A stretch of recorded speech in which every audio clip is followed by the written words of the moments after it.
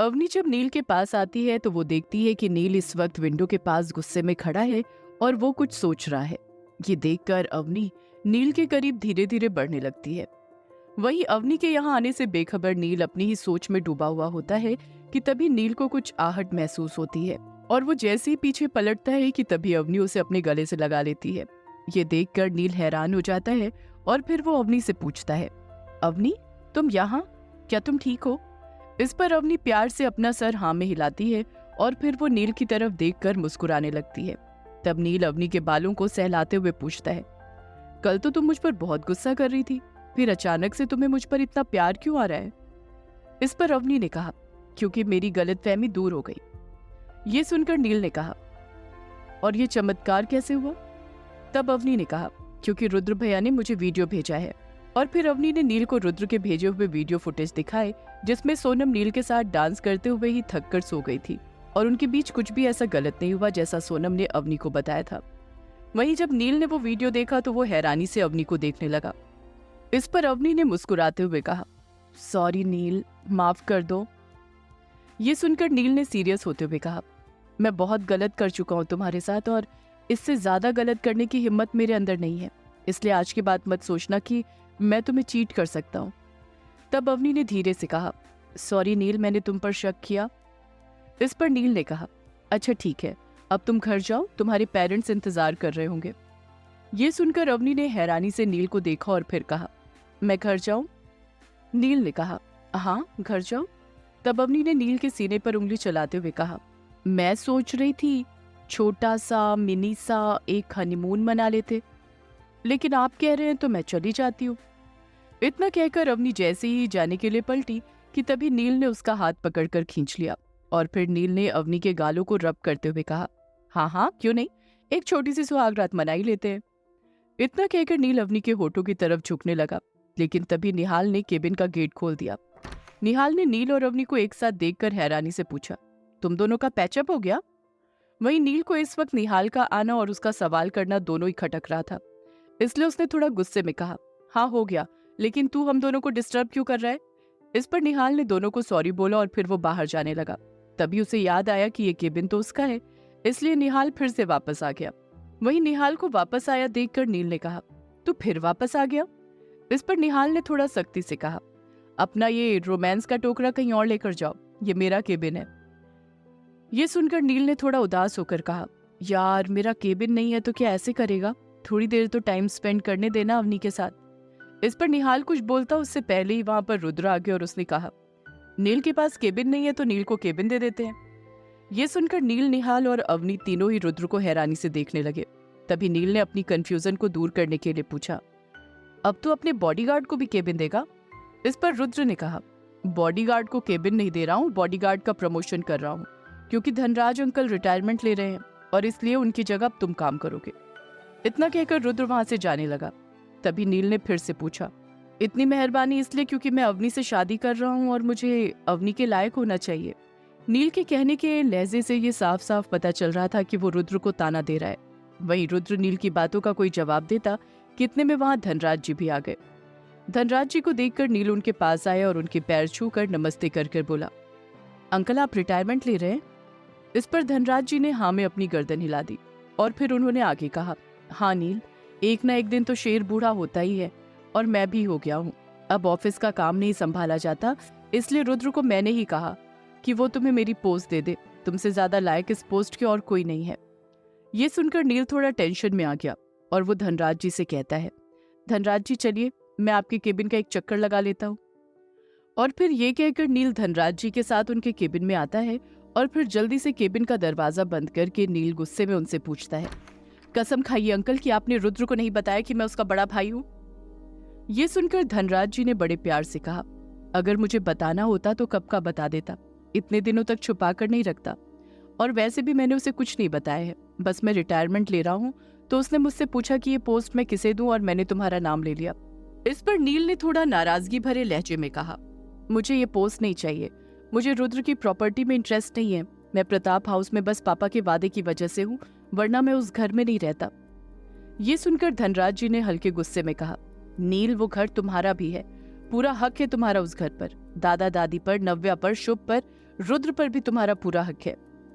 इस पर नील ने चेयर पर बैठते हुए कहा, अंकल मैं ऐसे हक को हक नहीं मानता जो दुनिया से छुपा हुआ हो, और वैसे भी हूं तो मैं पापा की नाजायज औलाद ही ना। इस वक्त नील की बातों में दर्द साफ दिखाई दे रहा था।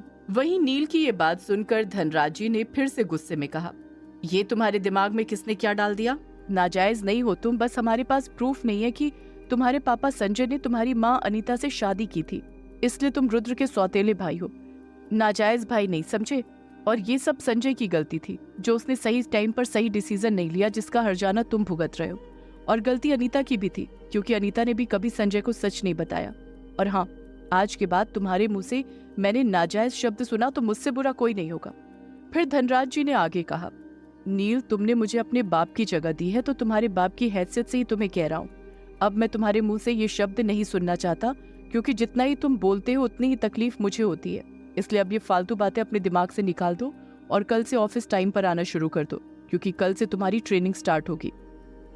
ये सुनकर नील गुस्से में केबिन से जाने लगा तो धनराज जी ने फिर से उसे रोकते हुए सख्ती से कहा, नील कोई बहाना नहीं चलेगा, मैं ये पोस्ट तुम्हारे अलावा किसी और एम्प्लॉय को नहीं दूंगा, इसलिए कल से तुम्हें ऑफिस आना है, समझे तुम? ये सुनकर नील ने एक नजर धनराज अंकल को देखा और गुस्से से वहां से चला गया। नील जब धनराज अंकल के केबिन से निकल रहा था तो वो अचानक रुद्र से टकरा जाता है, क्योंकि तब रुद्र भी धनराज जी के केबिन में ही जा रहा था। वहीं जब रुद्र ने नील को देखा तो नील की आंखों में गुस्सा और दर्द साफ दिखाई दे रहा था, लेकिन इस वक्त रुद्र कुछ कहना नहीं चाहता था, इसलिए वो चुपचाप धनराज अंकल के केबिन में चला गया। नील के जाते ही धनराज जी ने केबिन में रुद्र को देखा तो धनराज जी ने गुस्से में कहा, तुम्हारी ही कमी रह गई थी, तुम भी आओ, तुम दोनों भाइयों ने मेरा दिमाग खराब करके रखा हुआ है। कहने के लिए अपने बाप की जगह दे रखी है, लेकिन मानते दोनों में से कोई नहीं हो। इस पर रुद्र ने कहा, अंकल आपने उसे बताया तो नहीं कि मुझे सब कुछ पता चल गया है? ये सुनकर धनराज जी ने गुस्से में कहा, नहीं बताया, लेकिन कब तक छुपा कर रखोगे? उसके दिमाग में ये बात बैठ चुकी है कि वो संजय की नाजायज औलाद है, और उसका ये फितूर तुम ही दूर कर सकते हो रुद्र। इस पर रुद्र ने कहा, जरूर अंकल, मैं नील के दिमाग से ये बात निकाल दूंगा और मैं नील को वो सारे हक दूंगा जो उसके हैं। लेकिन आपने मुझे नील का ये सच इतनी लेट क्यों बताया? अगर आप पहले ही मुझे नील का सच बता देते तो मैं उसको पहले ही सारे हक दिला देता। ये सुनकर धनराज जी ने कहा, हर बात का एक वक्त होता है रुद्र, तुम पहले बहुत ज्यादा गुस्से में रहते थे, तुम्हें कुछ भी बोलना समझाना हर किसी के बस में नहीं था, लेकिन जब से तुमने किट्टू को अपनाया है तुम बदल गए हो, गुस्सा नहीं करते, बातों को समझते हो, इसलिए मैंने तुम्हें अब बताया है। वहीं उधर प्रताप हाउस में इस वक्त दादा दादी सीमा और सुधीर से अवनी और नील के रिश्ते की बात कर रहे थे। तभी सीमा ने कहा, माफ करना आंटी, मैं अपनी बेटी की शादी एक बॉडीगार्ड के साथ तो नहीं कर सकती। बॉडीगार्ड के अलावा नील की पहचान ही क्या है? बस यही कि वो आपका गोद लिया हुआ बेटा है।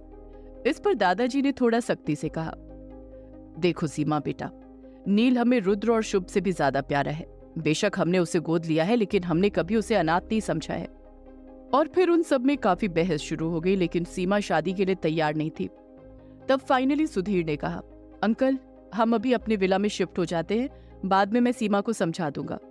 अगर आप चाहते हैं कि अवनी की शादी नील से हो तो अवनी की शादी नील से ही होगी। आप मुझे थोड़ा वक्त दीजिए, मैं सीमा को समझा बुझाकर अवनी और नील की शादी की डेट फिक्स कर दूंगा। ये सुनकर दादाजी कहते हैं, ठीक है, जैसा तुम ठीक समझो।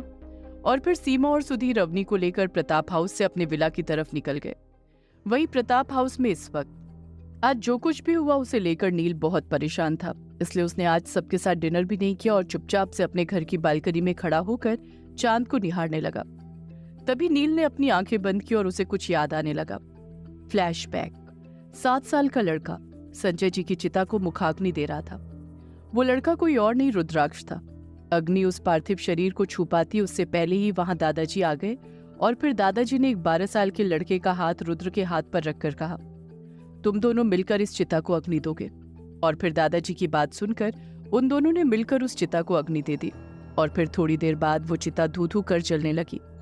और ये देखकर रुद्र ने दादाजी को गले लगा लिया और रोने लगा। वहीं पास में खड़ा नील भी बहुत रो रहा था कि तभी वहां धनराज जी आए और उन्होंने नील को गले लगा लिया।